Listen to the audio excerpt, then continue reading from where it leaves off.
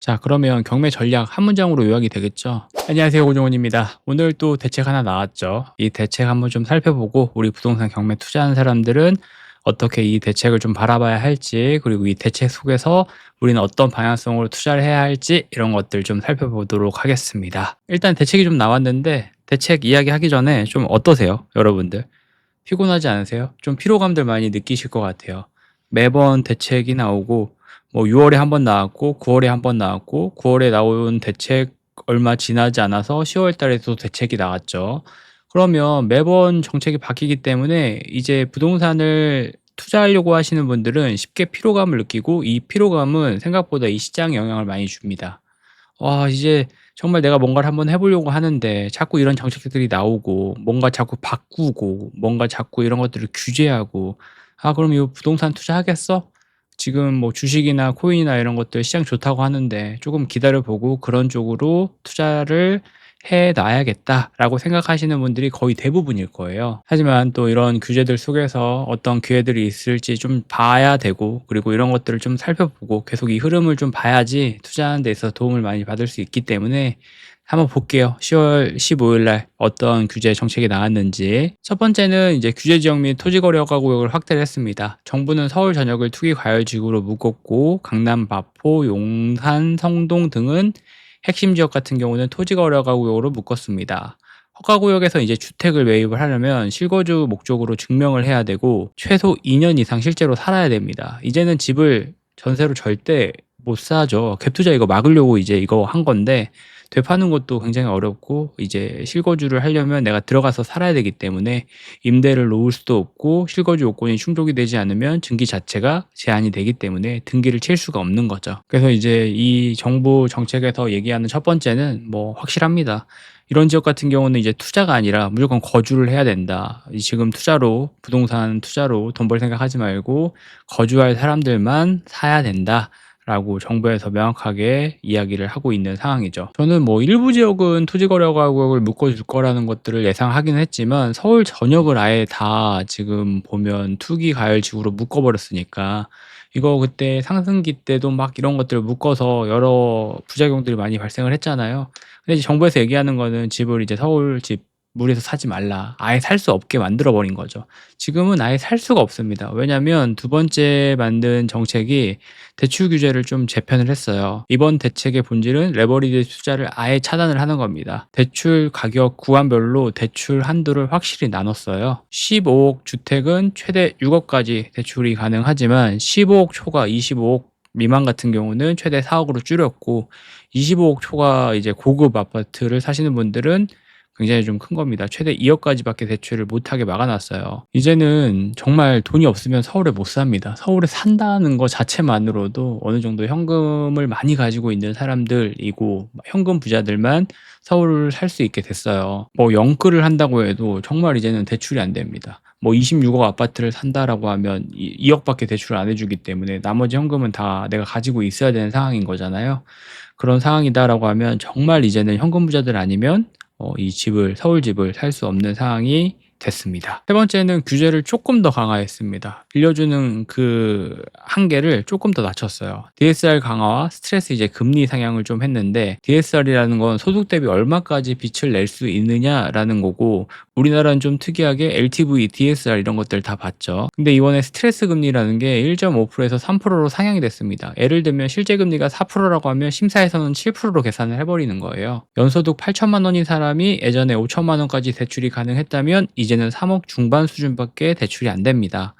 여기에 이제 전세 대출까지 DSR에 포함이 됩니다. 즉 전세 대출을 끼고 있는 투자자는 추가 대출이 거의 불가능해졌다는 뜻이겠죠. 지금 이 상황 같은 경우는 지금 이거를 이제 금리 시대라고 부릅니다. 이제는 얼마나 싸게 사느냐보다 얼마나 버틸 수 있느냐가 더 중요한 시장이 돼버렸어요, 이 정책으로서. 네 번째는 시장 통제 장치 강화입니다. 정부는 국토부, 경찰청, 금융위, 국세청이 함께하는 부동산 거래 합동조사단을 만들었다.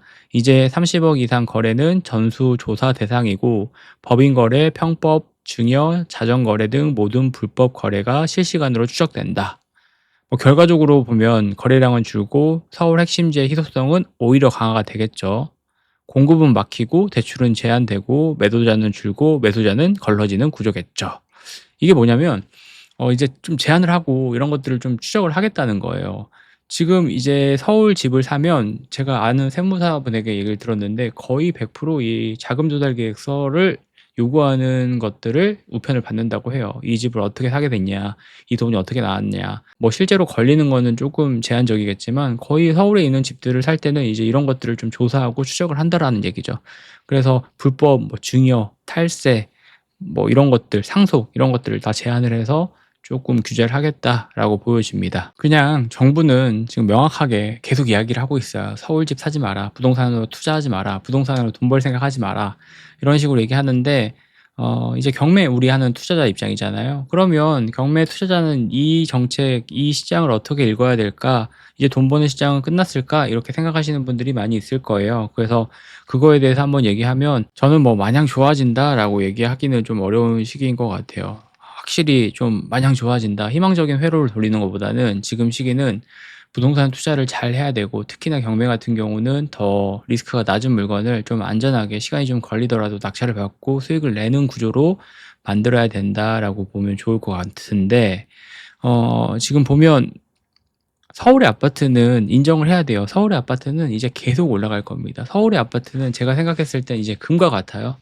정해져 있는 한정되어져 있는 물량이 있고 공급이나 이런 것들이 굉장히 뭐 한다고는 하지만 제한이 되어져 있는 이 상황 속에서 계속 희소성은 높아지고 지방과의 양극화는 더욱더 심해질 겁니다.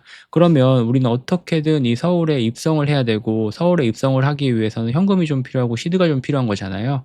그런 상황이라고 하면 지방 같은 경우는 지금 이 정책과는 이 대출 규제와는 이 여러 가지 말했던 하지 말라는 것들과는 좀 배제가 되어져 있습니다. 지금 다 대출이 가능하고 지금 지방 아파트 같은 경우는 서울에서만 제한되는 이런 것들이랑은 전혀 다른 이야기들로 다 물건을 사고 물건을 팔고 있기 때문에 항상 얘기하는 "지금 서울보다는 지방에 기회가 있을 수 있다."라고 얘기를 하는 겁니다. 부동산 경매 관점으로 봤을 때는요. 자 그러면 경매 전략 한 문장으로 요약이 되겠죠. "지방에서 시드를 만들고 서울로 올라간다." 이게 우리의 전략입니다.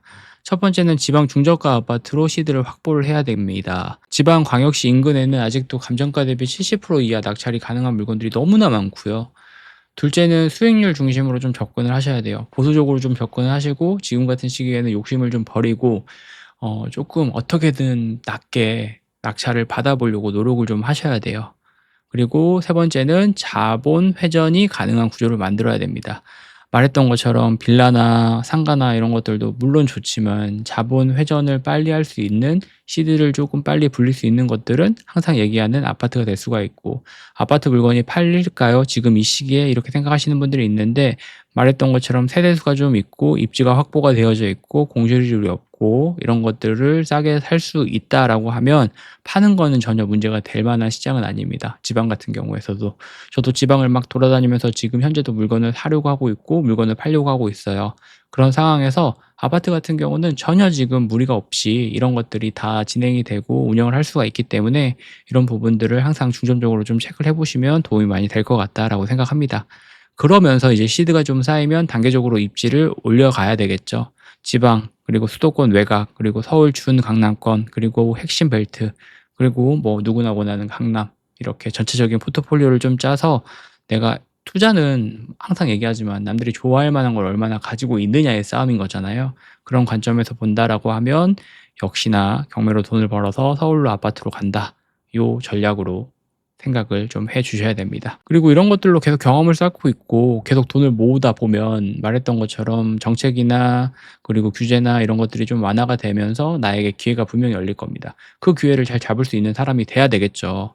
그 기회를 잡으려면 돈도 있어야 되고 경험도 있어야 됩니다. 부동산 시장은 냉정하게 돈과 경험이 다 있어야 되는 시장이기 때문에 이런 시장을 내가 온다라고 했을 때 이번은 못 잡지만 이번은 좀 어렵지만 그런 것들이 만약에 온다라고 했을 때는 이제는 잡아야 되겠죠. 그런 관점에서 본다라고 하면 부동산 경매로 계속 경험을 쌓고 계속 단기 투자 사고 팔고 사고 팔고 이런 것들을 해서 시드와 경험을 쌓아야 된다라고 보시면 좋을 것 같아요. 그래서 정리를 해보면 이번 10월 15일 대책은 명백히 투자자 중심의 규제입니다.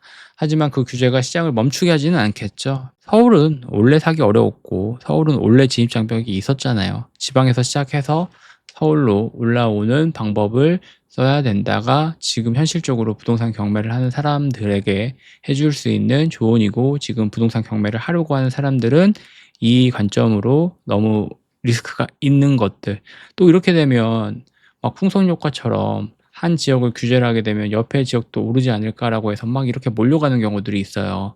그때 22년도, 21년도 이때도 그랬기 때문에, 또 그렇게 하셔서 지금 고생하신 분들 너무 많기 때문에 그렇게 리스크 있는 거 막 유행을 쫓아가지 마시고, 항상 클래식한 거, 지방에서도 광역시 지역에 입지가 좋을 만한 아파트들을 경매로 지금 싸게 접근을 해 보자가 제가 항상 매번 얘기 드리는 방향성인 것 같습니다. 그래서 이제 규제 피로감 너무 심하고 매번 반복이 되니까 그럴 때마다 뭐 너무 스트레스 받지 마시고, 내가 가려고 하는 길, 내가 지금 선택하려고 하는 길에 이 규제가 영향을 진짜 끼치는지 막 분위기에 휩쓸리지 마시고, 그런 것들을 좀 중점적으로 보시면 도움이 많이 되실 것 같습니다. 또 이후에 뭐 어떤 일들이 일어나는지, 그리고 어떤 이야기들을 하는지 계속 영상으로 만들어 올 테니까 꾸준히 한번 제 영상 봐주시고 서로 같이 공부해 보셨으면 좋겠습니다. 오늘 여기까지 하겠습니다. 감사합니다. 들어가세요.